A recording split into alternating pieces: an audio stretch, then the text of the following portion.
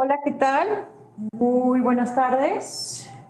Bienvenidos, bienvenidas a esta segunda sesión de nuestro módulo sobre violencia política de género. Déjenme intentar acercar esto un poco más para sentirme tan lejana de ustedes. Ay, no, tan fácil. Ahí voy.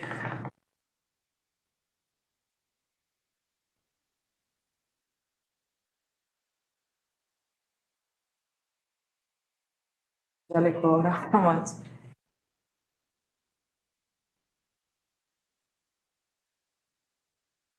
Bueno, ya, sí, porque si no, tal vez la vuelva a dejar más. Bueno, el punto es que me escuchen bien, ¿verdad? Sí se escucha bien. Ah, ya se acercó solito. Bien, pues vamos a empezar donde nos quedamos el día de ayer. Qué gusto estar aquí otra vez con ustedes. Permítanme empezar a compartir mi pantalla. Bueno, denme un minuto, es lo que y la presentación.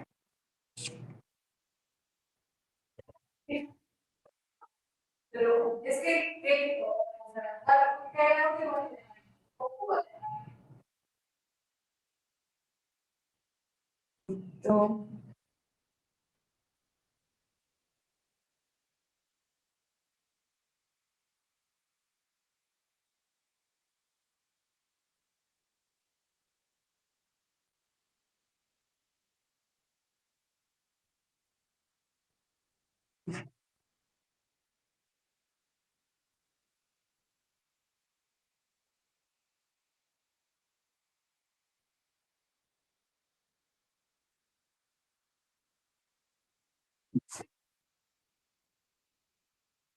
Mira, listo, ahora sí. Vamos a continuar donde nos quedamos el día de ayer. Eh, Ayer estuvimos, ¿no? Hablando acerca de la normativa. Simplemente para recapitular un poco, mencionábamos que evidentemente cuando empieza a visibilizarse esta problemática de la violencia política, pues no existía normativa.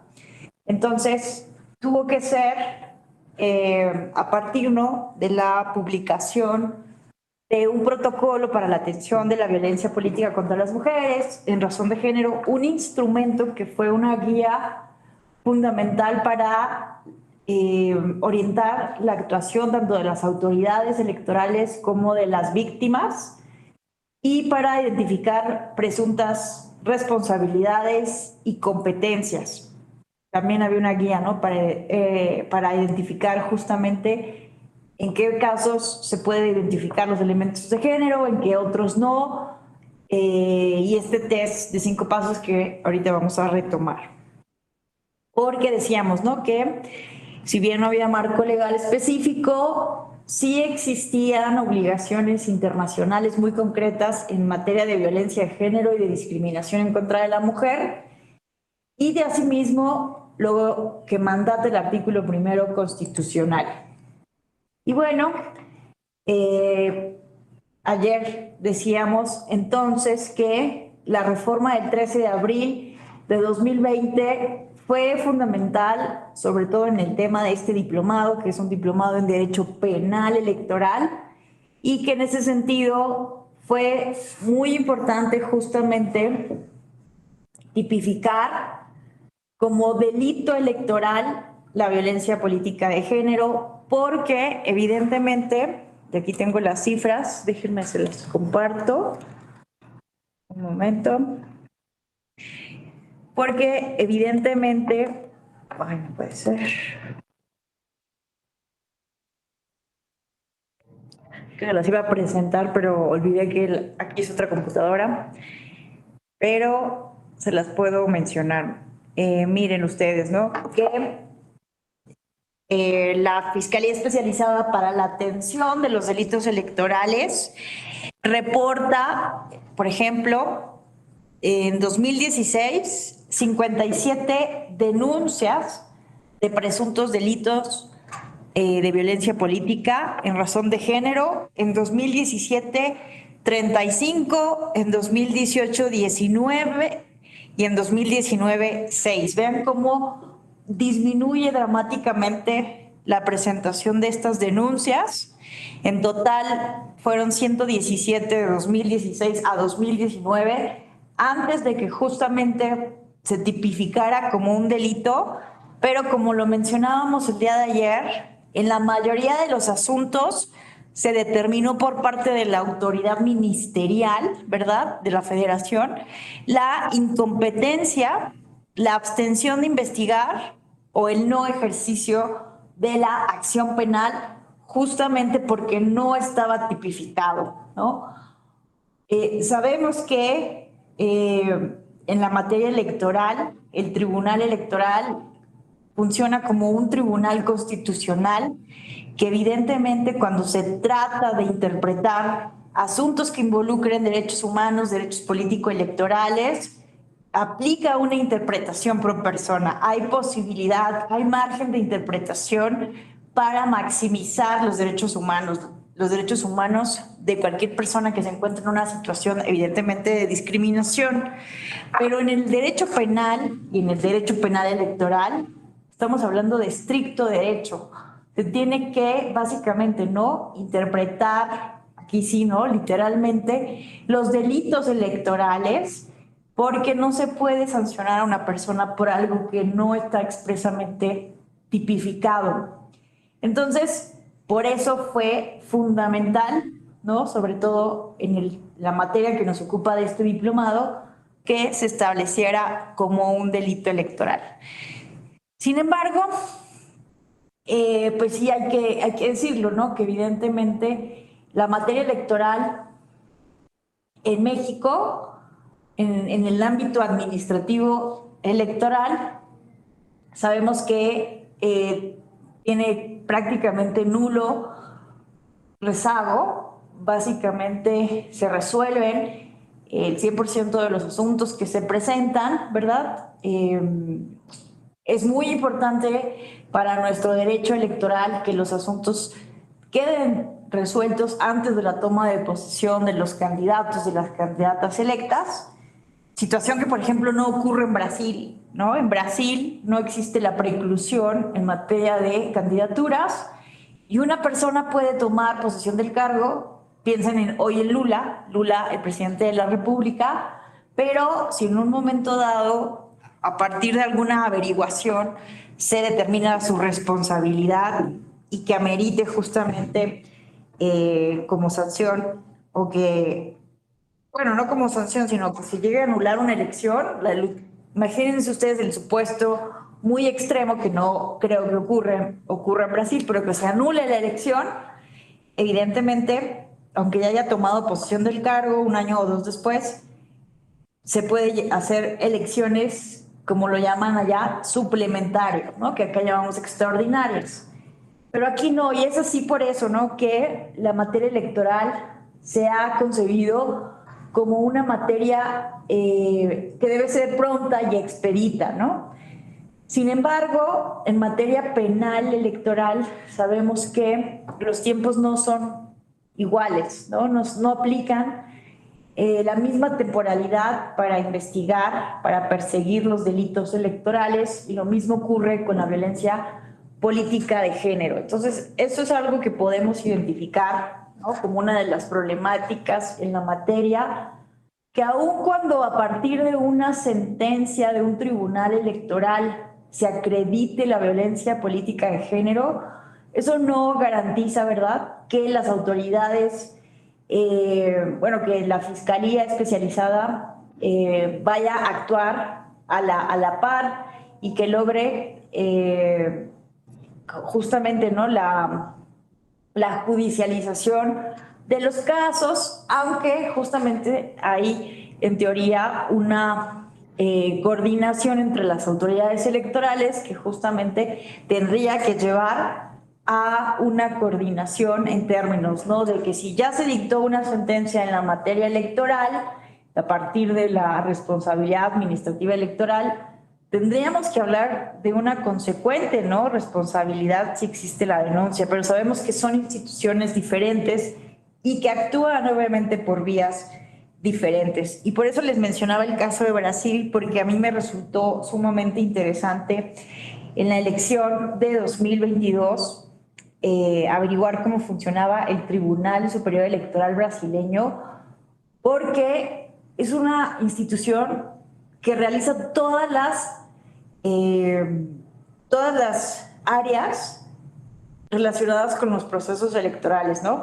Aquí tenemos un Instituto Nacional Electoral que organiza y administra los procesos electorales, un tribunal electoral del Poder Judicial de la Federación que resuelve las inconformidades, las impugnaciones, tutela los derechos político-electorales vía el JDC, y una fiscalía especializada en atención de delitos electorales, hoy conocida como FICEL, que persigue los delitos electorales, pero las tres instituciones tienen muy marcadas sus competencias, ¿no?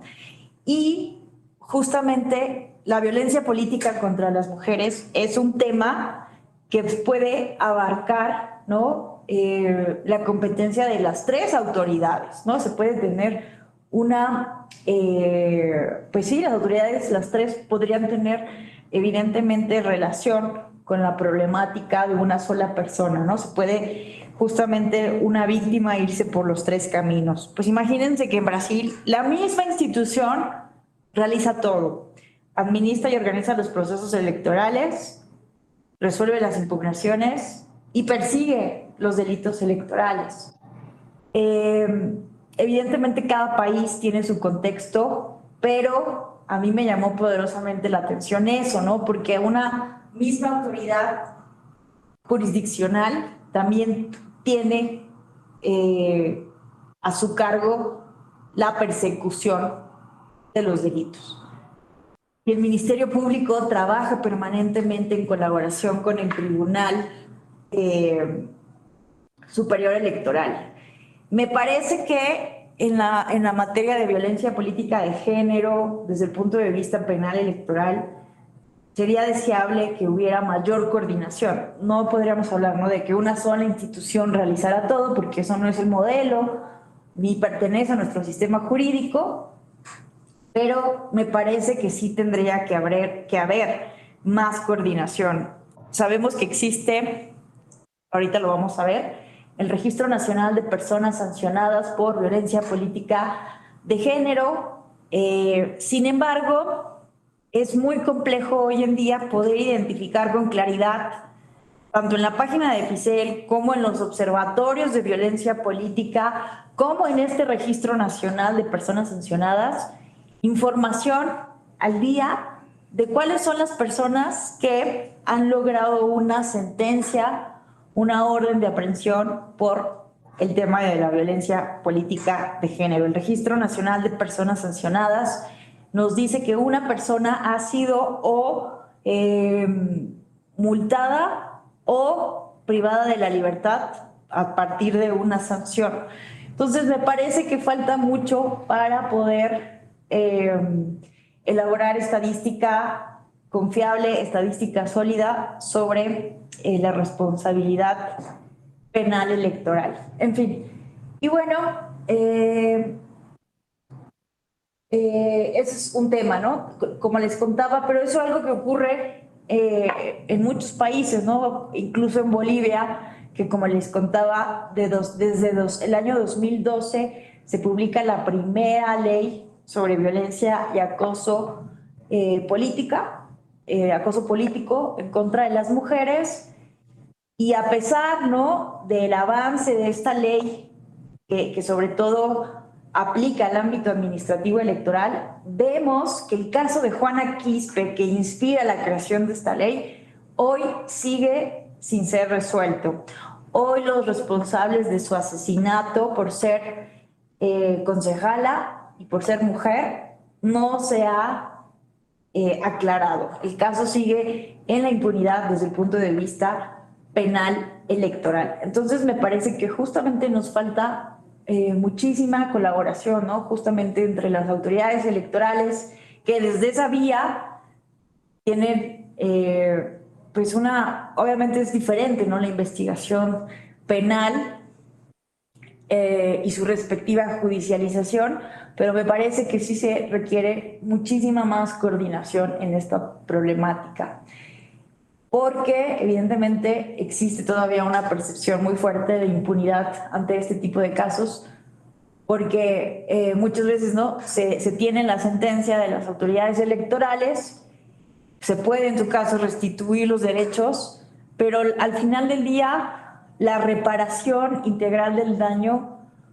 resulta parcial cuando todavía sigue vivo el proceso desde la arena penal, ¿no? Una víctima de violencia política de género no puede quedarse tranquila, aunque tenga una sentencia de un tribunal electoral que evidentemente le da la razón sobre la violencia, pero que en materia penal y electoral faltan años, ¿no? Tal vez para que se resuelva su caso. Entonces, por eso creo que debería de haber mucha mayor coordinación. Pero bueno, ahorita vamos a ver las problemáticas más en específico. ¿Qué otra cosa importante trajo la reforma de 2020? Hablábamos, ¿no? De que se aclara que el procedimiento especial sancionador es la vía para conocer estas infracciones y el JDC es la vía para restituir los derechos violados, y que también ya tenemos, ¿no? El delito electoral para justamente por la denuncia, ¿verdad? Ante las fiscalías, la Fiscalía General de la República, vía FEPADE, o las fiscalías locales, cuando apliquen en el ámbito local, elecciones locales, autoridades locales, ¿verdad? Se active su competencia. Y bueno, también hablábamos del requisito de elegibilidad, que justamente aquí cerramos la sesión pasada. Esto es muy relevante porque la Ley General de Instituciones y Procedimientos Electorales señala con toda claridad que una persona no puede cumplir con el requisito de elegibilidad para ocupar un cargo de elección popular cuando se está condenado por un delito de violencia política de género, ¿no? Y ayer estuvimos hablando de la complejidad de lo que implicaba el modo honesto de vivir, y que por interpretación jurisprudencial desde la vía administrativa electoral se buscó justamente que esto fuera una forma de inhibir la violencia política de género.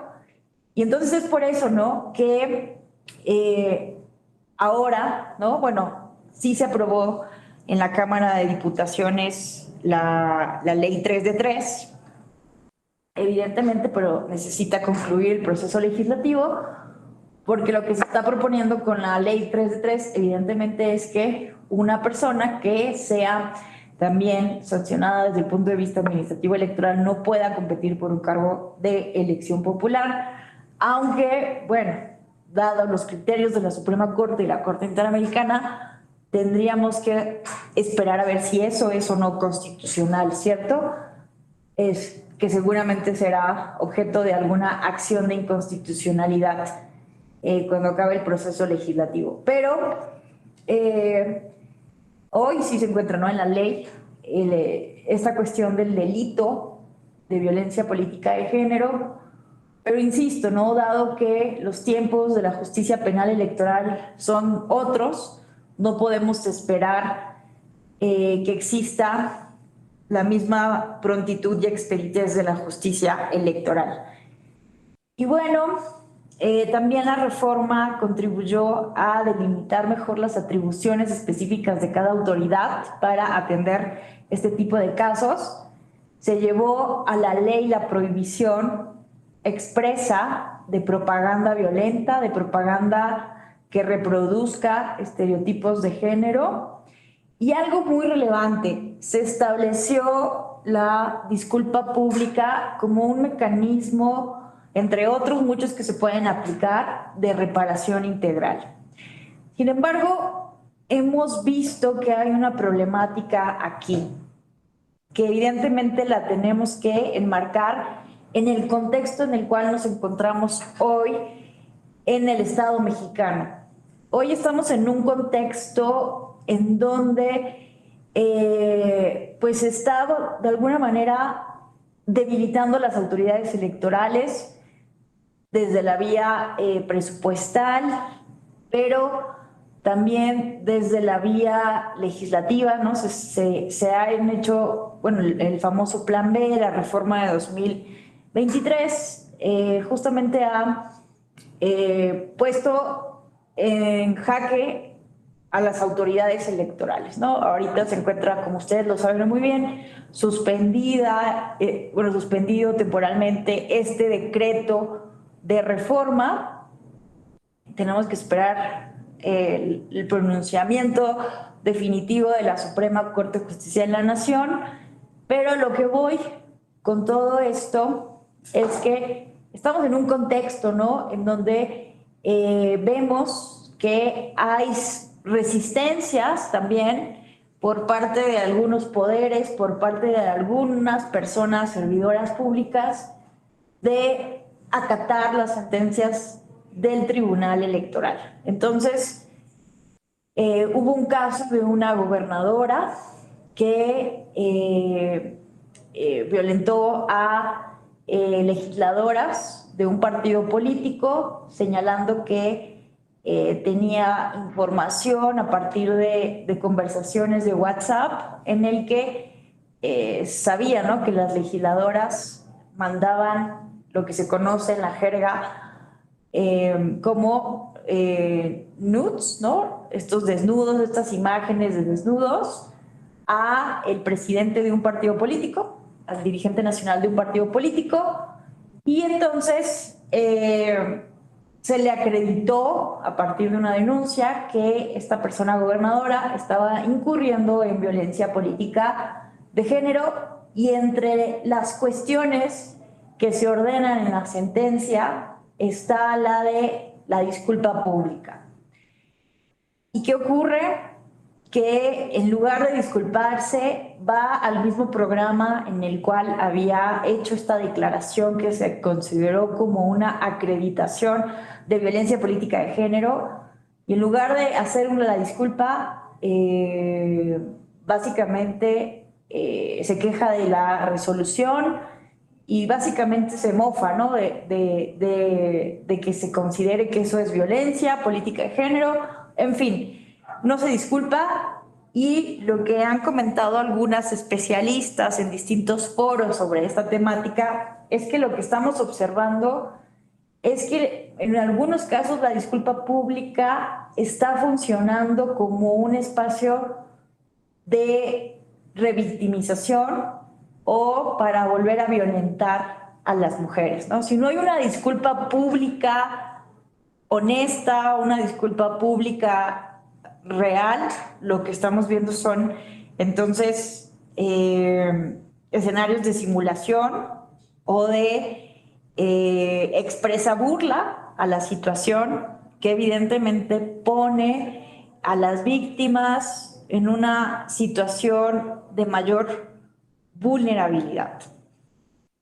Entonces, es algo de lo cual tenemos que reflexionar,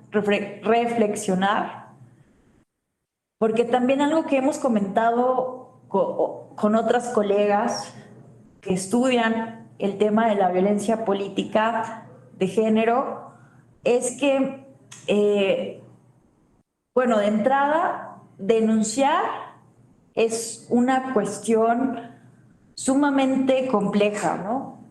Quien decide denunciar realmente lo hace con mucha valentía, pero hay que decirlo, ¿no? No es un proceso fácil, no es un proceso fácil, porque a pesar de que las autoridades electorales han hecho muchísimo trabajo de capacitación y de sensibilización para el personal que en su caso atiende este tipo de denuncias, lo mismo en las fiscalías, hay guías para atender este tipo de casos, ¿no? Guías para las actuaciones específicas para atender este tipo de denuncias, atender con la debida diligencia y con la perspectiva de derechos humanos, la perspectiva de género, la perspectiva intercultural a las víctimas. Desafortunadamente, pues no siempre existe la sensibilidad para atender adecuadamente este tipo de casos, además de que pues generalmente también ocurre que las mujeres que denuncian pues también son juzgadas por su entorno por el hecho de haber denunciado, ¿no? Se ve todavía como un estigma a las mujeres que denuncian, todavía se les ve como problemáticas. Y bueno, entonces, eh, a veces hasta se piensa, ¿no? Por algunas especialistas, que tal vez denunciar no sea el mejor camino para la víctima.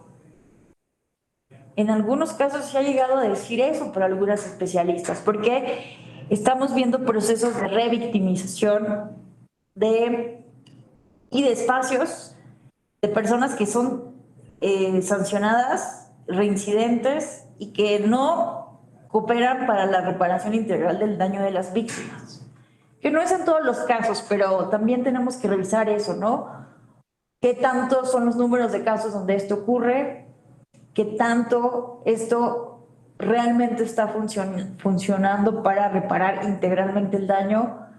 ¿Qué tanto las mujeres que han sido víctimas y que se les ha dictado una sentencia por parte del Tribunal Electoral sienten que se les reparó efectivamente el daño, que se sienten satisfechas?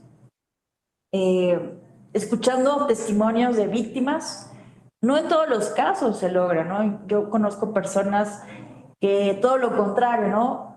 Que por alguna razón no se consideró que era competencia del Tribunal Electoral. Conozco el caso de una persona que fue consejera distrital y que no se le consideró su caso porque no era consejera del instituto electoral de una entidad federativa. Entonces, vemos, ¿no?, que todavía hay muchos rubros, áreas de oportunidad, porque la protección no aplica en todos los casos y muchas mujeres se sienten desamparadas. Hoy tuvimos justamente un seminario que organiza la Escuela Judicial Electoral con la revista Voz y Voto aquí en las instalaciones de la escuela. Y justamente se planteaba esto, ¿no? Se cuestiona mucho, hay un debate muy fuerte, ¿no? Del activismo, así se le habla, del activismo judicial del Tribunal Electoral, porque se ha metido en algunos casos a definir violencia política de género cuando esto se da en contextos parlamentarios. Tuvimos el caso de Gabriel Cuadri, aunque ojo, ¿no? Porque ahí se consideró la violencia, se acreditó a partir de publicaciones que hizo este diputado en sus redes sociales en contra de Salma Luébano, diputada trans. Pero se le cuestiona al tribunal, ¿no? De meterse con temas que para muchas personas tendrían que ser del derecho parlamentario. ¿Cuál es la frontera?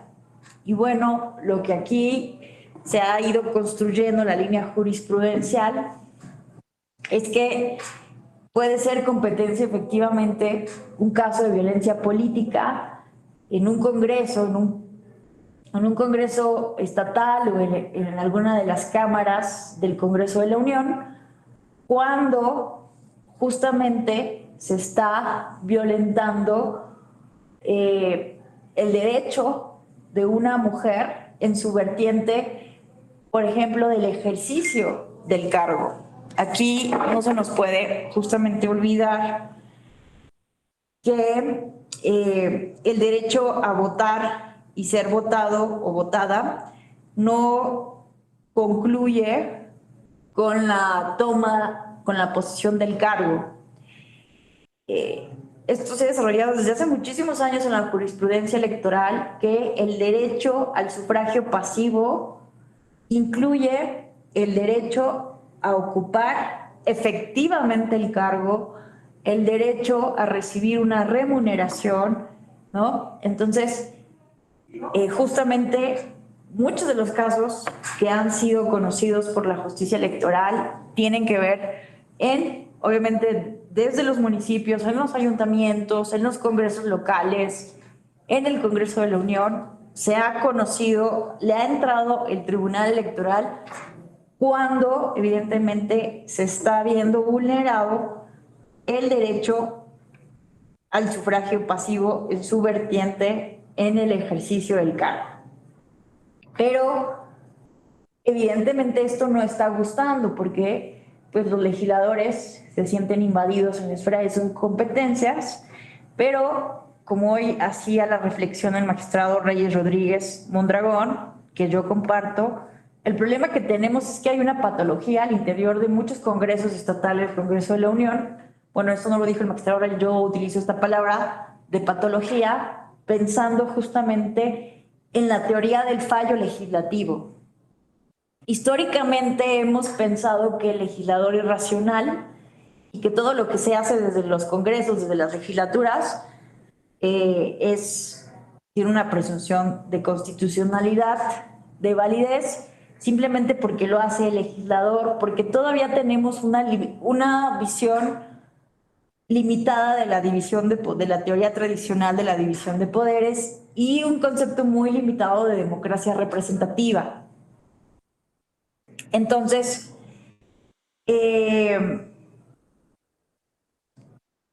por eso, desde algunos filósofos del derecho, como John Hart Lee, por ejemplo, sostiene, ¿no?, la teoría del fallo legislativo en el que se justifica el actuar o la revisión, obviamente, la no deferencia, por decirlo de alguna manera, al poder legislativo cuando se presentan patologías de la representación electoral, de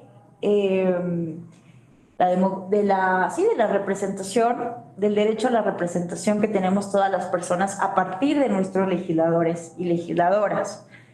Entonces, ese es un ejemplo, incluso, ¿no? Carlos Santiago Nino, que él era más dialógico en términos de la relación entre el poder judicial y el poder legislativo, aún así consideraba, ¿no?, que sí había patologías, momentos en que el Congreso, los congresos, las legislaturas, los legisladores, el poder democrático del legislador no hacía bien su trabajo y era necesario justificar, ¿no?, que entrara un poder contramayoritario. Entonces, en ese contexto es que se da, ¿no?, la intervención de las autoridades electorales en casos de violencia política de género en sede parlamentaria, porque hay ahí una omisión. El Poder Legislativo no ha justamente regulado cómo atender esos casos de violencia política de género al interior, ¿no?, del Congreso de la Unión. En fin, entonces esa es una de las problemáticas a las cuales nos enfrentamos. Pero ha sido algo muy positivo desde mi perspectiva el tema de las medidas cautelares y de la reparación, bueno, sobre todo las medidas cautelares, que ante, ¿no?,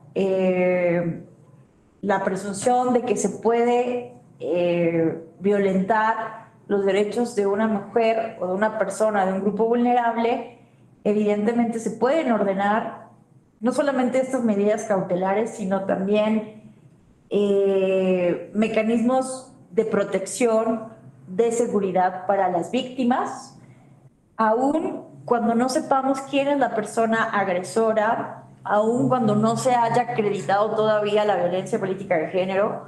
Estas medidas sí pueden salvar vidas. Estas medidas de protección a las víctimas, de emisión de medidas cautelares, sí puede evitar que se vuelva irreparable el daño.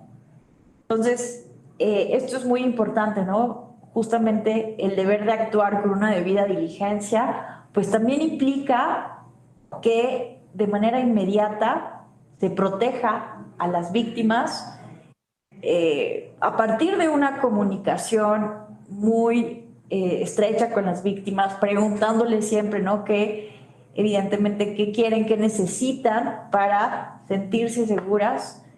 En muchos casos las medidas no siempre funcionan de esa manera, hay muchas áreas de oportunidad, no siempre las personas que denuncian, a pesar de que se les tramitan, ¿no?, estas medidas de seguridad. No siempre se sienten seguras, pero es algo importante, ¿no?, que se ha ido desarrollando también desde la jurisprudencia electoral, el hecho de inmediatamente, ¿no?, hacer planes de seguridad y implementar medidas de seguridad y medidas cautelares. Algo de la reforma es que también, ¿no?, se habla de sanciones graves, pero aquí también me parece que podemos hacer una reflexión, porque si bien evidentemente se ha buscado inhibir este tipo de conductas vía, ¿no?, el derecho electoral, vía el derecho sancionador electoral y vía los delitos electorales, hay también una crítica válida desde ciertas posturas, como desde Jennifer Piscopo, una politóloga, que cuestiona el punitivismo desde el cual no solamente en esta problemática, sino básicamente todas las sociedades buscamos solucionar los problemas. Entonces hemos pensado que incorporando delitos al catálogo de la Ley General de Delitos Electorales o agregando infracciones al catálogo de la Ley General de Instituciones y Procedimientos Electorales o justamente aumentando las multas, anulando elecciones. Ya anulamos 2 elecciones por violencia política de género. Con esto vamos a lograr erradicar. Y a mí me parece que sí tenemos que reconocer que lo que hemos estado haciendo, seguramente, esto hay que reflexionarlo bien, hacer un diagnóstico adecuado, pero a mí me parece, mi hipótesis es que lo que se ha venido haciendo, si bien se ha hecho con las mejores intenciones, con mucha diligencia, buscando no dejar solas a las víctimas, me parece que lo que se ha hecho en su conjunto solamente nos ha ayudado a contener los síntomas. Pero ¿qué tanto hemos atacado el problema de raíz? ¿Qué tanto hemos buscado la cura de esta enfermedad social, ¿no? Desde ayer hablaba un poco, haciendo analogía, ¿no?, de cómo la violencia política de género es una enfermedad específica, una enfermedad que se basa en la misoginia, en un odio irracional que yo sostengo, y además este odio es inconsciente muchas veces, ¿no? Los hombres o mujeres que también violentan a las mujeres no siempre lo hacen de una manera consciente, ¿no? No de manera consciente odiamos, ¿no?, a lo femenino. Hay ahí una cuestión psicológica colectiva muy densa que necesitamos, evidentemente, reflexionar de la mano con antropólogos, historiadores, psicólogos sociales, porque hasta que no entendamos desde el psicoanálisis incluso de dónde viene esto, pues no lo vamos a poder prevenir, no vamos a poder hacer sesiones de capacitación, de sensibilización que vayan a la causa, a la raíz del problema. Lo que estamos haciendo simplemente es conteniendo, ¿no? Si alguien ataca, lo detenemos, lo sancionamos, pero no estamos trabajando suficientemente en el problema. Entonces, creo que sí hay que fortalecer. Evidentemente, la FICEL tiene estrategias, tiene políticas de prevención del delito, de la prevención de la violencia de género. Creo que hay que sentarnos a estudiar, evaluarlo, porque falta mucho justamente para poder ahondar en estos 2 rubros, ¿no? En la prevención y en la erradicación, porque definitivamente es una cuestión cultural, ¿no? Cultural. Y la verdad es que, en mi opinión, sobre todo, tendríamos que estar trabajando en las niñas, niños y adolescentes, que son el futuro de este país, y justamente es en esas nuevas generaciones en donde cabe la esperanza, ¿no? De que tengan concepciones menos estereotipadas de las relaciones entre hombres y mujeres, que tengan menos prejuicios de género, que los niños, niñas y adolescentes de nuestro país crezcan siendo más tolerantes a la diversidad, a la pluralidad, ¿no? Y bueno, por lo pronto, pues sí, evidentemente seguimos trabajando desde estos mecanismos de control de la legalidad, estos mecanismos sancionadores para contener los síntomas. Pero creo que sí falta mucho trabajo para atacar el problema de raíz. Pero vamos a... Bueno, esto es básicamente lo más relevante de la reforma electoral. Me gustaría que nos detuviéramos aquí a ver cómo identificar la violencia política de género. Me parece, bueno, hay un test, como les decía, de 5 pasos que se ha ido desarrollando a partir de la jurisprudencia y que hoy en día pues está contenido básicamente en todas las guías y en los protocolos.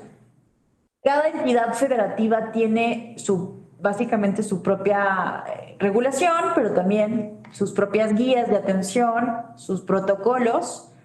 Esto, por ejemplo, esta imagen la tomé del protocolo modelo para la atención de la violencia política contra las mujeres en razón de género del caso Oaxaca y que justamente nos ayuda, ¿no?, a responder, a revisar, a identificar las preguntas que tendríamos que responder para saber si estamos ante un caso o no de violencia política contra las mujeres en razón de género, ¿no? Entonces, para identificar, por ejemplo, el elemento de género, tendríamos que preguntarnos, uno, si esos actos, esas omisiones, esos hechos que se están denunciando se dirigen a una mujer por ser mujer o si tienen un impacto diferenciado en las mujeres o les afecta desproporcionadamente, ¿no? Que ayer estuvimos hablando de esto. También es importante distinguir la violencia política, porque evidentemente hay otras formas de violencia de género, otras formas de violencia en contra de las mujeres u otros grupos históricamente discriminados, pero necesitamos saber si es violencia política, si entra en el actuar, en el ámbito de actuación de las autoridades electorales. Y esta pregunta nos ayuda, ¿no? Estos hechos, estos actos, estas omisiones tienen como objeto o resultado obstaculizar o anular el reconocimiento, goce y o ejercicio de los derechos político-electorales. Podemos identificar ese objeto, esa motivación, o también podemos ver cuál es el resultado, ¿no? Y vean que estamos hablando del goce y o ejercicio de los derechos político-electorales. Y aquí cabe hacer la acotación, ¿no?, que muchas veces podemos identificar que se está vulnerando, obstaculizando otro derecho humano que no necesariamente entra en la categoría de derecho político-electoral, pero que entra en una estrecha vinculación con un derecho político-electoral. ¿Cuáles son los derechos político-electorales? Vale la pena hacer esta distinción, aunque ya lo sepamos muy bien, pero siempre es bueno, ¿no?, tener como claridad conceptual. Básicamente, ¿no?, los derechos político-electorales les ponemos este apellido porque son estos derechos que nos facultan para votar y ser votados, ¿no?, que nos facultan justamente el ejercicio del voto, que nos facultan para los procesos electorales, la democracia procedimental. Y esto ya se ha incluido también, ¿no?, los mecanismos de democracia participativa. Básicamente son, ¿no?, el derecho a votar y ser votado, el derecho de afiliación y el derecho de asociación, pero hay otros, ¿no?, que están también relacionados, como decía, con los mecanismos de participación ciudadana. Pero, ¿qué diferencia habrá entre, por ejemplo, los derechos políticos, ¿no?, en genérico, y los derechos político-electorales, con este apellido electorales? Pues básicamente, ¿no?, que pues los derechos políticos los pueden ser ejercidos por cualquier persona, por personas, pero los derechos político-electorales por ciudadanos o ciudadanas, ¿no? Para poder ejercer el derecho a votar y ser votado hay ciertas condiciones, ciertos requisitos. Ningún derecho humano es absoluto. Y en el caso de los derechos político-electorales se ha reglamentado a partir, ¿no?, de, en el caso mexicano, para ser ciudadano o ciudadana mexicana se requiere, además de ser nacional, mexicana o mexicano por nacimiento, por naturalización, ¿cierto? Tener 18 años y contar con un modo honesto de vivir. Aunque bueno, esto del modo honesto de vivir, como que después de esta definición de la que hablábamos ayer de la Suprema Corte, como que ya queda en segundo plano. Creo que sería importante en un futuro que el Poder Legislativo se cuestionara sobre la pertinencia de seguir teniendo un requisito así tan ambiguo, tan problemático en la Constitución. Pero bueno, ¿no? El tema aquí es que los derechos políticos pueden ser ejercidos por cualquier persona, ¿no? Pensemos en el derecho a la manifestación, el derecho a la protesta. No necesariamente necesita ser mayor de edad para ejercer ese derecho a la protesta, a la manifestación, pero pensemos en un derecho humano como el de la libertad de expresión.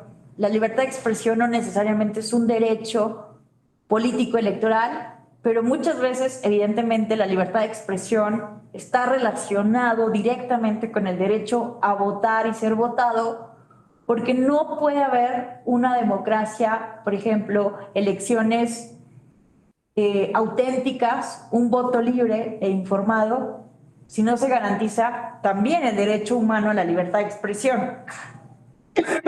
Entonces, muchas veces, ¿no?, podemos ver que se agrede a una mujer y que el derecho que está en juego es el de la libertad de expresión, evidentemente vinculado con su derecho a ser votada en el contexto de una campaña electoral, ¿no? Por poner un ejemplo, un supuesto. Entonces es por ello que la jurisprudencia del tribunal señala con toda claridad, ¿no?, que, por ejemplo, el JDC procede para tutelar los derechos político-electorales o cualquier otro derecho humano que tenga relación con estos derechos político-electorales. Entonces, esto evidentemente también debe ser parte medular, es parte del análisis clave, ¿no? No solamente identificar el elemento de género a partir de la identificación de expresiones sexistas, estereotipadas o de normas que en su aplicación, en sus efectos materiales, afecta de manera desproporcionada a una mujer frente al hombre, sino que también es importantísimo identificar cuáles son esos derechos que están en juego para ver si se activa o no la competencia de las autoridades electorales. También se ha criticado mucho al Tribunal Electoral porque en algunos casos no le ha entrado porque no se identifica justamente esta conexión de muchos de los actos con el ejercicio de un derecho político electoral. Entonces aquí hay que reconocer que hay muchos ámbitos en donde las mujeres se encuentran y otros grupos vulnerables se encuentran desprotegidos porque básicamente la materia electoral es una de las materias en donde se encuentra más avanzada la protección del derecho de la mujer a una vida libre de violencia. Y bueno, hay otras instituciones del Estado donde violencia política, otro tipo de violencia que no es concretamente sobre un derecho político electoral, pues no se encuentra debidamente tutelado, ¿no? Pensemos en los órganos de una administración pública local, ¿no?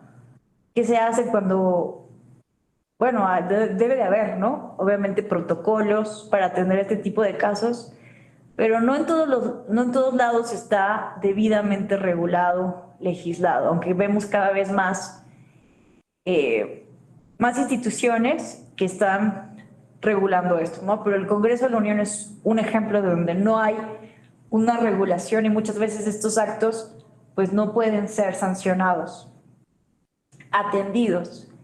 Y bueno, también es muy importante la identificación de las formas de la violencia. Esto también nos ayuda muchas veces a poder entender mejor el elemento de género, porque la violencia política de género puede ser también o se manifiesta al mismo tiempo como una violencia que puede ser simbólica, que puede ser verbal, que puede ser patrimonial, económica, física, sexual, psicológica o feminicida. Entonces no necesitamos ver actos de violencia extrema, no necesitamos ver feminicidios, puede ser desde cómo se está hablando a una mujer, cómo se hace la propaganda, cómo se refiere un periodista a una candidata, cómo se usa, cómo se le niega el sueldo a una mujer. Este tipo de identificación de las violencias que cuando tengamos duda, ¿no?, de qué es la violencia simbólica, qué es la violencia verbal, la patrimonial, todas estas diferentes formas de violencia, pues me parece que ahí la Ley General de Acceso de las Mujeres a una Vida Libre de Violencia ha hecho un gran trabajo para definir cada una de estas violencias. Que hoy en día también, ¿no?, tenemos la violencia digital, que es también una cuestión muy grave que estamos viendo también aumentar, visibilizarse más, evidentemente por el contexto en el cual nos encontramos, en donde tenemos una alta hiperconectividad, ¿no? Estamos todo el tiempo, ya hoy nuestros celulares prácticamente forman parte de nosotros mismos, es como traer otra extremidad, ¿no? Cuando olvidamos el celular muchas veces en el coche o en otro lugar, en la casa de un amigo o una amiga, como que nos sentimos que algo nos falta. Ya estamos prácticamente más de 8 horas, ¿no?, conectados en Internet, y esto nos los confirma los datos del INEGI, de la Asociación de Internet MX.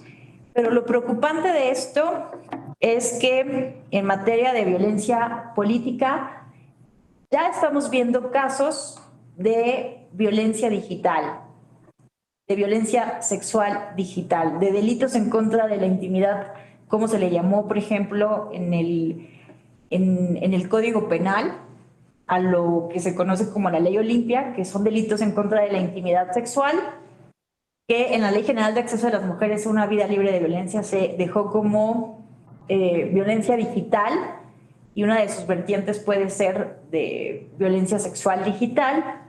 Pero aquí lo relevante es que, por ejemplo, aquí podemos ver, aquí hay un ejemplo muy claro en la violencia digital de actos hechos que afectan desproporcionadamente a las mujeres. Tenemos el caso de una parlamentaria en Estados Unidos, una líder importante del Partido Demócrata, que fue orillada a renunciar a su cargo como legisladora porque se difundieron videos de ella desnuda, cepillándole el cabello a otra persona, a una mujer, ¿no? Entonces, esto es algo que está ocurriendo en todas partes del mundo. Ya está ocurriendo en México, está ocurriendo bueno, tengo documentado casos en Argentina, en Bolivia, en Estados Unidos, en Ucrania, en fin, está pasando en muchos lados que justamente se utiliza la sexualidad de las mujeres, este tabú sobre la sexualidad de las mujeres, para atacarlas políticamente, para destruirlas políticamente. Entonces, ¿qué está pasando? O se hackean los celulares de las candidatas para extraer contenido íntimo y difundirlo y afectar su imagen ante la ciudadanía, o algo que también es terrible y que con la inteligencia artificial esto se va a potencializar muchísimo, ¿no? Lo que se conoce como deepfakes. ¿Qué son las deepfakes? Son plataformas, softwares, aplicaciones en donde básicamente tú puedes a un video pornográfico ponerle la cara de cualquier persona. Y esto ya se ha hecho para decir que tal presidenta, tal diputada salió en un video pornográfico y orillarlas a renunciar o intimidarlas, coaccionarlas. ¿Por qué sabemos que esto tiene elementos de género?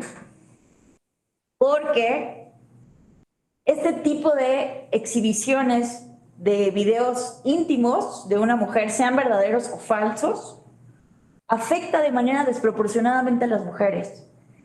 A los hombres no les va mal, no se les hace este estigma, estos juicios de valor tan terribles si se les difunde videos teniendo relaciones sexuales. Bueno, siempre que sean relaciones heterosexuales, porque ahí también cabe decir que la homofobia, la transfobia en este país también es tremenda, ¿no? Tenemos datos concretos de más de 200 transfeminicidios hasta 2018, que es la cifra que tengo al día. De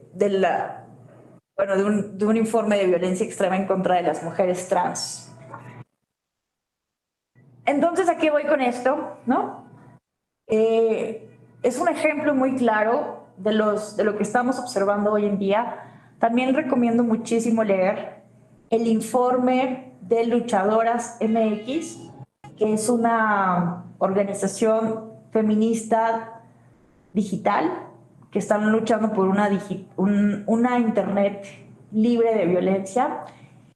Y Luchadoras MX hace un estudio fundamental sobre la elección de 2018, identificando que hubo agresiones en contra bueno, ahorita les doy los datos, los tengo en una lámina más adelante, pero que básicamente en todas las entidades del país donde hubieron elecciones en 2018, hubo candidatas que se les agredió con violencia digital, ¿no? No necesariamente violencia sexual digital, pero es gravísimo, ¿no?, lo que estamos observando. La violencia digital también ocurre en contra de los hombres, pero justamente los datos que nos permite advertir el INEGI es que justamente a las mujeres se les agrede más con connotaciones sexuales, y eso no ocurre de la misma manera que a los hombres. Entonces, por eso es que así se puede identificar el elemento de género en ese tipo de casos de las violencias digitales. Y finalmente, evidentemente también resulta fundamental identificar el rol, el papel, quién es la persona agresora. Las mujeres también pueden ser agresoras. Cualquier persona puede ser el sujeto activo de la violencia, como se le refiere desde el ámbito penal electoral. Entonces aquí resulta sumamente importante, ¿no?, identificar si es cometido por el Estado, por sus agentes, por superiores jerárquicos, colegas de trabajo, partidos, representantes, porque vamos a ver que hay agravantes. Si es cometido por un servidor público, por un candidato, por un partido político, se puede agravar la sanción que en un momento dado determinen las autoridades. A, si es cometido por un medio de comunicación, por un particular o por un grupo de personas. Entonces, básicamente, estas son las preguntas clave que debemos hacer cuando nos encontramos ante un posible caso de violencia política contra las mujeres en razón de género. Bueno, entonces vamos a analizar algunos casos relevantes justamente para ver con casos prácticos las problemáticas a las que nos enfrentamos en esta materia. Tenemos el caso que ya estábamos mencionando desde ayer, pero que no profundizamos, de el caso Iliatenco Guerrero, que es uno de los primeros casos en que se anula una elección por violencia política de género. ¿Cuáles son las consideraciones de este caso? Bueno, antes de continuar, quisiera preguntarles si tienen alguna pregunta, comentario hasta el momento. Comentario, aportación. ¿Todo bien? ¿Vamos bien? Excelente. Bueno, ¿qué pasó en este caso?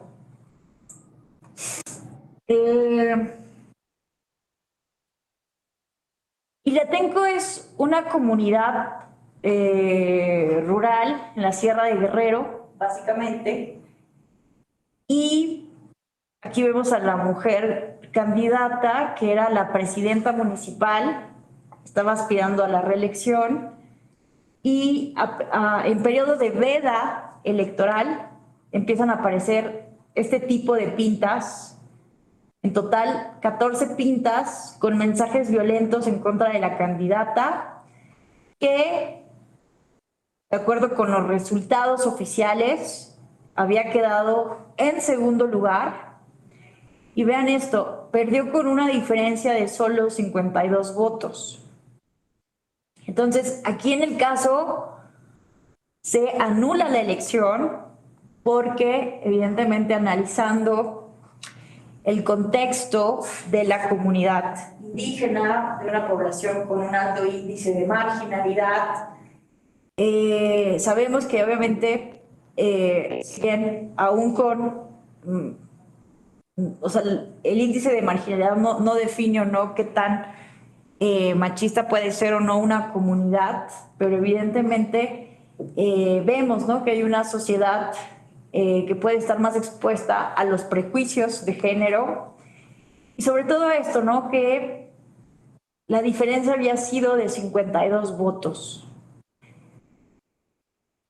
Pensemos en el caso de María Rojo, que también sufrió violencia política de género cuando compitió como para ser alcaldesa en Coyoacán, en la Ciudad de México. Compitió contra el exfutbolista Manuel Negrete, y que, a pesar de que se le acreditó violencia política de género, se le empezó a cuestionar. Se dieron publicaciones, folletos, donde se le cuestionaba por haber sido actriz de películas ficheras, donde hacía desnudos, ¿no? Aquí obviamente se le estaba utilizando justamente esta connotación sexual para desprestigiarla, ¿no? Y evidentemente esto afecta desproporcionadamente a una mujer frente a un hombre. Se le acredita violencia política de género, se anula la elección por parte de las autoridades locales, jurisdiccionales, se confirma por la Sala Regional Ciudad de México, pero el tribunal, la Sala Superior, revoca porque la diferencia, bueno, de entrada se consideró que los actos habían sido aislados. Estos actos de violencia en contra de María Rojo no habían sido de la sistematicidad suficiente para tener una presunción sólida, una convicción fuerte de que se había alterado la voluntad popular. Además de que la diferencia entre María Rojo y Manuel Negrete había sido del 11%. Ahí hay un debate, ¿no? Porque para algunas personas la simple violación a un principio constitucional podría llevar a la nulidad de la elección.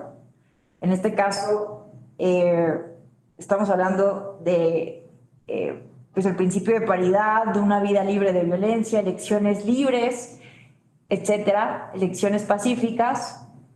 Pero también hay una consideración, ¿no? Que me parece también relevante y que también se ha venido desarrollando en la jurisprudencia electoral y que tiene que ver con la preservación de los actos públicos válidamente celebrados. Y este principio latino de no viciar lo útil con lo inútil. Me parece que sí tenemos que hacer ahí una reflexión de la nulidad como la última ratio, ¿no? La última de las opciones disponibles cuando evidentemente observamos, se acredita que hay irregularidades graves que vician todo el proceso electoral. Que esto sí se identifica en el contexto, de acuerdo con la mayoría de las magistraturas electorales, porque obviamente no fue una decisión tomada por unanimidad.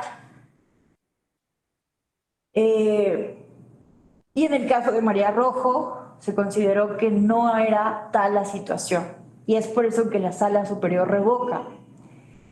Pero este caso, Yatenco Guerrero, lo comentamos mucho por las y los especialistas en la materia electoral, porque aquí no se pudo acreditar con pruebas, y evidentemente esto es una de las mayores problemáticas a las que nos enfrentamos en la temática de la violencia de género, que muchas veces es casi imposible tener pruebas contundentes de que la persona A, la persona B, es la persona agresora. En este caso no se pudo acreditar que esas 14 pintas habían sido ordenadas pintar por el candidato de oposición, por su equipo de trabajo. Lo mismo ocurrió con el caso Coyoacán, con Manuel Negrete. No se pudo acreditar que efectivamente Manuel Negrete era el que orquestó, el que ordenó, el autor intelectual de esa violencia, pero aquí lo que se ha argumentado es, ¿no? ¿Por qué sancionas al candidato ganador si no sabes si él fue? Aquí se puede abrir la puerta al fraude, a la manipulación, a boicotear cualquier elección, ¿no? Si tú quisieras boicotear una elección, basta con poner carteles con violencia política para anular una elección, ¿no? Es lo que se puede argumentar. Pero aquí creo que sí vale la pena tomar en cuenta para la discusión que podamos tener al respecto de que la nulidad no es una sanción de entrada. Las sanciones electorales están definidas con toda claridad en ese catálogo de infracciones de la Ley General de Instituciones y Procedimientos Electorales, ¿no? Que van desde la pérdida del registro de un candidato, la pérdida del registro muy grave, ¿no? de un partido político, sanción económica, amonestación, etcétera, ¿no? Que bueno, con el plan B se reducen las sanciones, se elimina la sanción de perder el registro de la candidatura, también para aspirantes a candidatura independiente cuando no presentan sus informes de fiscalización, pero esa es otra historia. Pero la nulidad no es una sanción, ¿no? La nulidad justamente es una determinación a la cual se llega cuando hay vicios sobre la validez de los actos jurídicos celebrados. Entonces, no es relevante para anular una elección saber quién es el autor intelectual, sino evidentemente constatar que todos esos hechos, actos, están viciando el proceso electoral, que no es posible saber si se garantiza el principio de autenticidad de los procesos electorales, si el voto realmente fue producto de la voluntad popular, de un voto libre, de un voto informado, o si en un periodo tan importante de veda electoral, que debe ser de silencio, de reflexión, este tipo de violencia machista pudo no haber afectado la preferencia del electorado. Bueno, es difícil tener una opinión definitiva sobre este caso, pero bueno, creo que esos son los puntos que hay que tener en cuenta, que, insisto, la nulidad no es una sanción y que la nulidad tendría que ser la última consecuencia y que sí tendría que ser muy justificado, muy bien argumentado aquellos casos en que se decide anular un proceso electoral, ¿no? Porque evidentemente organizar un proceso electoral no es cualquier cosa de entrada, ¿no? Implica el ejercicio de un presupuesto público, implica también pues meterse con el derecho a votar de las personas que salen ese día a ejercer su derecho ciudadano. Entonces, la ponderación que se realice aquí por parte de las autoridades electorales para anular una elección debe ser extremadamente responsable, ¿no?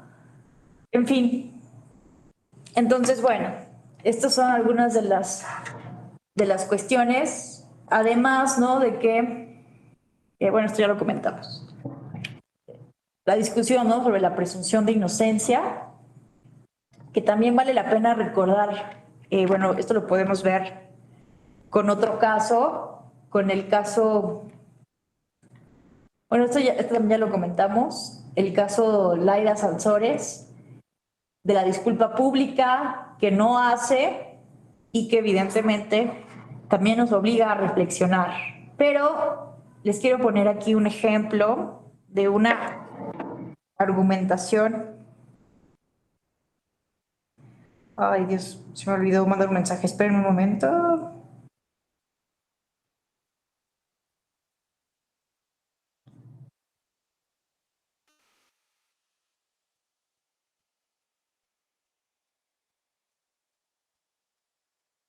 Ay, Dios, vean. Les quiero mostrar un caso que a mí me parece muy interesante, que puede darnos luz en materia probatoria, ¿no? Estos son casos de violencia digital, ¿no? Que justamente les mencionaba, ¿no? Que la violencia digital puede derivar evidentemente en violencia política contra las mujeres en razón de género. Esta violencia digital no distingue partido político. Podemos ver casos, ¿no? Eso es, por ejemplo, Patricia Azcagorta, presuntamente era Patricia Azcagorta, precandidata a la alcaldía de Caborca, Sonora, por el partido Movimiento Ciudadano. Se difunde un video de una mujer que no era ella, haciendo un baile sensual para, evidentemente, herir su candidatura. Tenemos el caso también de una senadora electa por Morena, a quien se le tituló como la Lady Champaña, se filtraron videos de ella en estado de ebriedad y evidentemente en una posición comprometedora, lo cual, siendo mujer, pues le afecta de manera desproporcionada. Tenemos el caso de Gabriela Olvera, candidata a diputada federal por el PRI, que ella renuncia. Justamente en esta fotografía está en una conferencia de prensa anunciando la renuncia a su candidatura a una diputación local, porque también se le tiene diferentes situaciones de hostigamiento, de acoso, y entre ellos también se difunde un presunto video de ella con contenido íntimo sexual. Tampoco distingue nacionalidad, ¿no? Insisto, no es algo que solo ocurra en México. La violencia digital con fines políticos ocurre en otras partes del mundo. Aquí tenemos, por ejemplo, el caso de Janine Áñez, presidenta interina de Bolivia, la recordarán. Y vean, ¿no? Vean, por ejemplo, este titular, perdónenme el uso, es para visibilizar lo violento que es esto, ¿no? Pero vean, tremenda zorra, vea el video porno que se filtró de la dictadora boliviana Janine Áñez, ¿no? Independientemente de la situación jurídica de esta persona que estaba pasando por un proceso, creo que de juicio político en su país, en fin, por el contexto de las elecciones, de Evo Morales y todo el conflicto político de Bolivia, independientemente de eso, ¿no? Porque me han dicho, profesora, ¿por qué utiliza este caso de esta señora que coadyuvó al golpe de Estado en Bolivia? A ver, independientemente de nuestra valoración ideológica o política del caso Bolivia, es inaceptable que se use la violencia digital sexual en contra de una mujer, ¿no?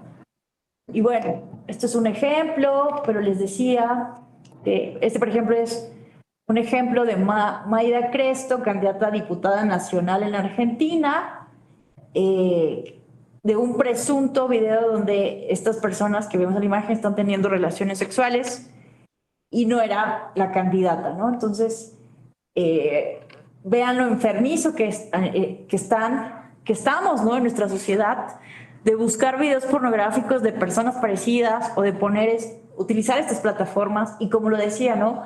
Ahora con la inteligencia artificial incluso podemos hacer estas imágenes falsas que parecen completamente reales sin ningún problema, ¿no? Entonces creo que sí hay un tema ahí que debemos de cuidar. Este es el caso de la congresista del Partido Demócrata que les mencionaba, Katie Hill, que también renunció porque se utilizó su sexualidad para atacarla. Este también es el caso de Valeria Prokopenko, candidata al municipio de la ciudad de Odessa en Ucrania. Se filtra un video de ella más joven, en un video haciendo un baile y también renuncia a su candidatura por la presión política, por pues esta consideración, ¿no? De estigma de la sexualidad femenina. Pero bueno, lo que les quiero enseñar aquí es este caso de Lili Telles, que también me han dicho, profesora, ¿por qué pone este caso si Lili Telles es X o Y? A ver, sí tenemos que dejar claro, ¿no? No podemos basar la acreditación de la violencia de género en si una persona nos cae bien o no, si una persona está alineada a nuestras preferencias políticas ideológicas. Independientemente de si nos cae bien o no, Lili Telles fue víctima de violencia política de género. Esta sentencia me gusta mucho porque aquí la Sala Regional Especializada hace un gran trabajo de argumentación para poder acreditar la responsabilidad de la persona que subió este video. Imagínense, un día aparece un video en una página de Facebook, porque esta es la realidad a la que nos estamos enfrentando. Personas que desde el anonimato pueden subir cualquier contenido en cualquier red social. Y como autoridad electoral hay un reto grandísimo de poder identificar quién es esa persona agresora para no dejar estos casos impunes. Entonces, ¿aquí qué pasó? Vean, ¿no? Vean cómo se llamaba el título de esta supuesta entrevista. Entrevista a Lili Telles, donde le preguntamos hasta por el color de sus calzones. Pásele a lo barrido. Y vean qué tipo de expresiones, ¿no? Se utilizan en esta entrevista caricaturizada. Cállate, loca, jodida. Si ya sabemos que te gusta andar de picaflor entre machos y machos, ahí te la llevas. Lo que te faltó que te replicaran de chiquita fue unas buenas nalgadas, porque eres bien interesada. Todos sabemos que te bicha la gustola y que eres fan de sacar provecho de las personas y las cosas para después mandarlas directito a la TIT, ¿no? Evidentemente se acredita que es un caso de violencia política en razón de género. ¿Y qué pasa? Se pregunta por parte de las autoridades electorales, concretamente la sala especializada le pregunta a Facebook, ¿quién es la persona dueña de la cuenta donde este video se publica? Facebook, que tiene la obligación de responder a las autoridades electorales, responde que es una persona y una cuenta de correo específico, pero cuando se llama a esta persona a comparecer, evidentemente niega todo. ¿Qué dice? Me hackearon. Yo no fui, alguien agarró, entró a mi cuenta y me hackeó. Entonces, bueno, aquí en esta primera sentencia, la sala regional especializada estimó que las expresiones que mostraba el video se sustentaban en prejuicios, estereotipos y estigmas sociales, ¿no? Que representan a las mujeres en desventaja, inferioridad y subordinadas a los hombres. Cuando solicita a Facebook Irlanda que bajara y eliminara de inmediato este video, Facebook lo hace, se baja el contenido, pero esta persona argumenta que lo habían hackeado, pero aún así, sala especializada en otra sentencia impone una multa al supuesto sujeto responsable. ¿Y qué pasa cuando esto se impugna ante sala superior?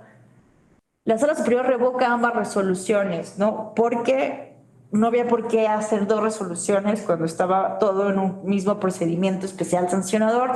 Había un tema ahí de carácter procesal que no vale tanto la pena detenernos, pero sí estimó Sala Superior que se estaba vulnerando el derecho de audiencia y presunción de inocencia del sujeto implicado, porque es verdad que hoy en día a cualquiera de nosotros, de nosotras, nos pueden hackear, se pueden meter a nuestra cuenta de Twitter, de Facebook y desde ahí publicar lo que ustedes gusten y manden. Entonces, aquí había un reto enorme. ¿Cómo pruebas que esta persona realmente fue y que no le hackearon como él está argumentando para no vulnerar el principio de presunción de inocencia que mandata que todas las personas somos inocentes hasta que se demuestre lo contrario? Entonces, se le regresa a sala regional especializada el expediente para que, evidentemente, mejore su argumentación. Bueno, aquí hay explicaciones de que, a pesar de que no se sabía quién había sido el agresor, ¿no? Lo importante es proteger a la víctima, preguntarle, ¿no? ¿Cuáles son las medidas de seguridad que considera adecuadas? Aquí simplemente les muestro, ¿no? Cómo este contenido dejó de estar disponible en Facebook, efectivamente. Y esta es la importancia de las medidas cautelares. Sí se ha tenido problemas con las redes sociales, sobre todo con Facebook, con Meta en general, ¿no? Que es la dueña, ¿no? De Instagram, Facebook, WhatsApp, la misma compañía, ¿no? Como ustedes saben.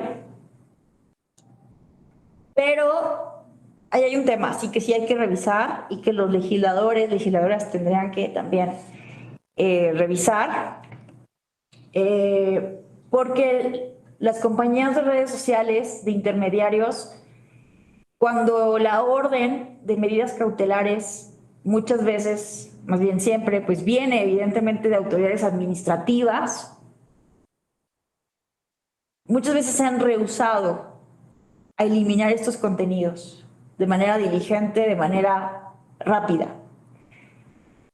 argumentándose, apoyándose justamente en los principios de Manila, que los principios de Manila son unos principios que pues fueron emitidos, ¿no? Por expertos en materia de libertad de expresión en Internet y que justamente mandatan que no se puede retirar contenido de servidores, de intermediarios de Internet, de plataformas digitales, si no es por una orden judicial. Entonces, ese es el problema que tenemos en nuestro país. Sin embargo, pues se ha hecho un trabajo muy importante de coordinación con la policía cibernética, con el Instituto Nacional Electoral, los OPLES, para que cooperen, obviamente, estas compañías de redes sociales. Entonces, bueno, es algo que a mí me parece muy relevante de las autoridades electorales, aunque no sepamos quién es el agresor, no tengamos pruebas, bajar el contenido cautelarmente hasta que se resuelva definitivamente cuando estamos ante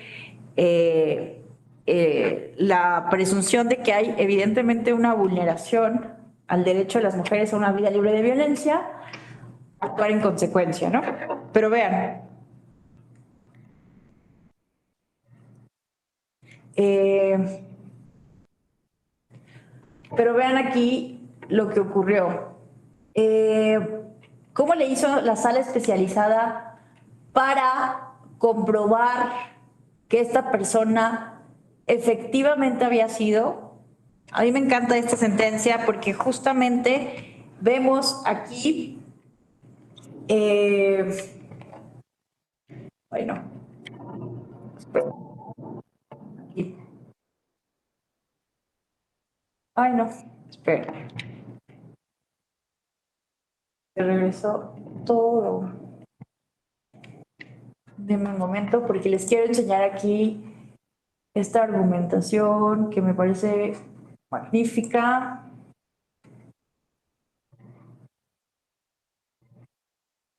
Ahí está. Miren, ¿qué dijo aquí entonces? ¿Qué hizo sala especializada para poder acreditar la responsabilidad de Sergio Zaragoza Sicre? A ver, lo primero que argumenta sala especializada es que esta persona era, de acuerdo con Facebook, dueña de la cuenta y de este correo electrónico, ¿no? Que está aquí protegido evidentemente por cuestión de datos personales. Esta persona, Sergio Zaragoza Sicre, confirmó que efectivamente este era su correo. Esta persona desde el 2010 utiliza esta cuenta de Gmail y de las pruebas se podría decir que actualmente sigue siendo el correo electrónico activo, porque en ningún momento la persona acusada señaló que lo había dejado de usar. Entonces, si esta persona argumenta, es que a mí me hackearon mi cuenta de Facebook o mi correo electrónico, vean esto. Aunado al hecho de que Sergio Zaragoza Sicre se dedica a hacer campañas digitales, es experto en medios de comunicación digitales, por lo tanto se puede presumir que conoce los mecanismos para proteger el uso de sus correos electrónicos y datos personales. Su trabajo se centra en cuestiones publicitarias con enfoque en cuestiones político-electorales. Tan es así que actualmente, bueno, en ese momento de la sentencia, era socio de Aldea Digital y director de México Elige. Entonces, cabría suponer que conoce las reglas básicas de los procesos electorales y de las campañas, entre ellas la protección de las mujeres a una vida libre de violencia, y de ahí su obligación como ciudadano y profesional de cuidar el uso de sus cuentas de correo electrónico y que no se utilicen para violentar a una mujer candidata. Entonces, la argumentación fina aquí, el trabajo fino es también recordando que existe en la materia electoral lo que se conoce como la reversión en la carga de la prueba. Generalmente en el derecho quien acusa está obligado a probar. Pero en el caso de la violencia de género, muchas veces no hay pruebas. Aquí, ¿cómo haces para que la mujer víctima realmente pruebe que esta persona fue la que subió este video? Con la reversión de la carga de la prueba, justamente aquí la persona víctima no es la que debe de causar convicción en la autoridad electoral, sino justamente la persona a la que se le está acusando debe de causar convicción de que no violentó. Si hay un tema aquí que tenemos que tener mucho cuidado de no caer en una violación al principio de presunción de inocencia. Es por eso que Sala Superior revocó, porque aunque tú reviertas la carga de la prueba, sí necesitas demostrar que esta persona fue, demostrar fehacientemente, ¿no? Entonces, aquí lo que me parece magnífica la argumentación de Sala Regional es que justamente, a ver, si esta persona es experta en campañas digitales y según él lo hackearon, ¿por qué nunca denunció ante los mecanismos con los que cuenta tanto Facebook como Gmail de que su cuenta había sido hackeada?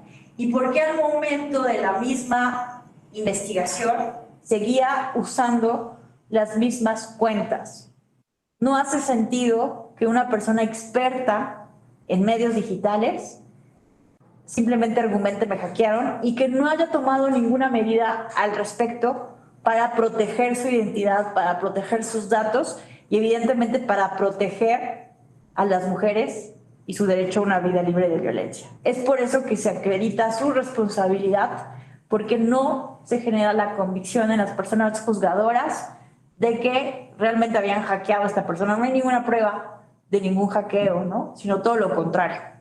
Indicios que, pruebas indiciarias que en su conjunto, en su análisis conjunto, permiten corroborar la responsabilidad de esta persona. Les invito a que lean con detenimiento esta sentencia porque, bueno, aquí lo expliqué de manera muy general, de manera muy rápida, pero realmente el trabajo de investigación que hace la sala especializada, especialmente esta sentencia es de la ponencia de la magistrada Gabriela Villafuerte, o sea, realmente hace una recopilación de información de datos para llegar a la convicción de que esta persona efectivamente había sido y que lo que estaba argumentando de me hackearon no tenía ninguna base probatoria. Bueno, creo que con estos casos, bueno, ya hablamos del caso de María Rojo, creo que solo cabría, para cerrar, hablar de este caso Espejito, Espejito, que también hablamos un poco el día de ayer, que fue el Subrep 623 de 2018, en el que se hace un promocional en donde se hace alusión a un estereotipo de género a partir, ¿no?, de un cuento de hadas, del cuento de Blancanieves. Aquí está el spot versión radio. Básicamente, ¿no?, se escuchaba música de fondo, sonido de una puerta abriendo, sonido de pasos con tacones, espejito, espejito mágico. ¿Quién va a ser el nuevo gobernador de Puebla? Voz masculina, yo. Voz femenina, ¿cómo? Aquí cabe hacer mención de que este cómo se hace como con un berrinche muy fuerte, como con un estereotipo muy marcado, ¿no? De berrinche femenino, y aquí se pone perdón, perdón, los dos, espejito, tú mi vida, tú, que no te platiquen cuentos, votar por Marta Erika es reelegir a Moreno Valle. Aquí, fíjense que hay personas que no están muy de acuerdo con el hecho de cuestionar la relación de parentesco, la relación familiar de las mujeres con hombres. Porque muchas veces ocurre, ¿no?, que pues sí estamos viendo, ¿no?, nepotismo, mucho nepotismo en la política. Entonces muchas personas cuestionan que no se pueda justamente criticar, cuestionar estas relaciones de poder. Sin embargo, aquí en este spot, mucha de la argumentación de Sala Superior para sancionar es que se recurre a estereotipos discriminatorios de género, ¿no? Al utilizar justamente un cuento de hadas, al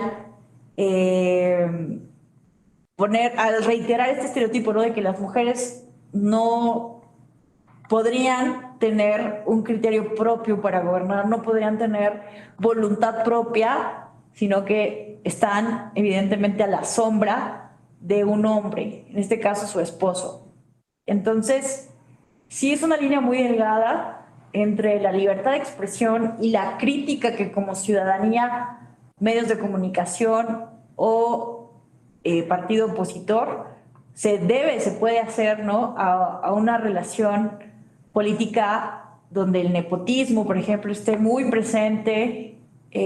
Hay entidades federativas donde gobierna una familia, ¿no? Y que eso no se pueda cuestionar, sí es algo delicado, pero no se necesita caer en estereotipos de género discriminatorios para cuestionar este tipo de prácticas que vemos en la política mexicana.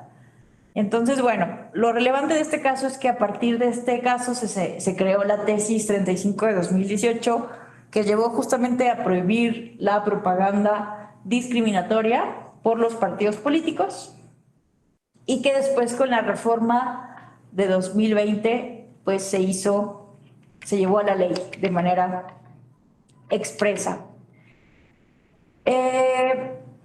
Bueno, entonces creo que con esto yo terminaría mi exposición. Como ustedes pueden ver, es un tema, como ustedes también saben seguramente ya muy bien, es un tema complejo, insisto, tiene muchas aristas, se puede caer en una irresponsabilidad o en un abuso, y es por ello que es importante, ¿no? Poder identificar con este test, que es como una guía que pueden usar los operadores jurídicos, las personas litigantes, las víctimas, para saber si estamos ante un caso de violencia política en razón de género, como lo señalaba su compañera el día de ayer, Rosa Isela, ¿verdad? Rosa Isela, no se llama Rosa Isela. Ay, espérame. Sí, aquí estoy. Evidentemente debemos de trabajar por construir una definición que abarque no solamente a mujeres, sino a otros grupos que forman parte, ¿no?, de los grupos históricamente discriminados, pero creo que sí debemos de utilizar estos conceptos con muchísima responsabilidad para que no se vacíen de contenido y que aquellos casos gravísimos, bueno, todos los casos, ¿no?, independientemente de su nivel de gravedad, pero que todos los casos que sí sean de violencia política puedan ser atendidos con la mayor diligencia posible, sin contaminar, ¿no? Sin contaminar de los prejuicios que ya existen sobre esta problemática. Pero pues todavía son muchos los retos a los que nos enfrentamos y que sobre todo desde mi perspectiva tiene que ver, ¿no?, con entender cuál es el origen, la causa, la raíz de esto, comprenderlo para poder atacarlo desde la raíz y no solamente desde una visión punitivista. Pero bueno, aquí dejaría mis comentarios y abriríamos los micrófonos en caso de que quisieran ustedes hacer algún comentario, pregunta, observación.